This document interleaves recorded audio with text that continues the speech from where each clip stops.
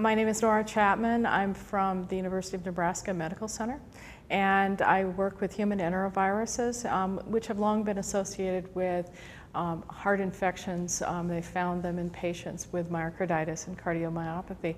And it was not really understood how the virus was present at the time when the disease was actually recognized in those hearts.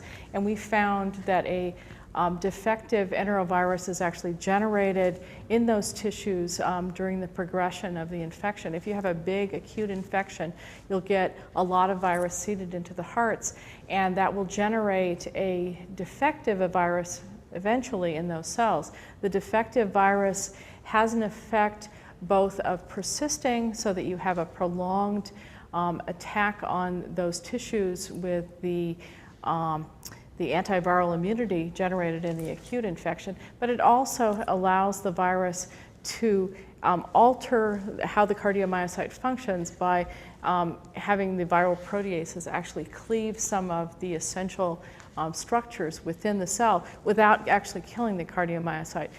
That allows you to have long-term effects on how the heart functions and have remodeling of the heart resulting in cardiomyopathy.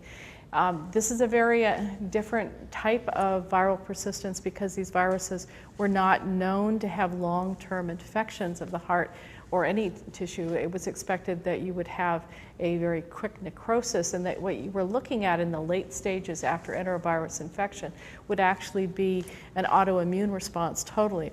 Actually, we believe that what you're having with this prolonged sort of ghost infection after the primary acute infection is a period of time in which you can generate autoimmune responses because you keep on triggering the antiviral immune response. But you also have this capability of the virus to exert function within the cell simply because the virus replicates at much lower levels and has lower levels of viral protein expression, so the cell doesn't die.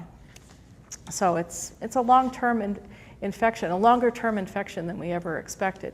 You have what we had studied for years as the acute infection, but you also have this sort of ghost infection that goes on for a longer period of time, which is probably pro-inflammatory as well as having effects on the cardiomyocyte function.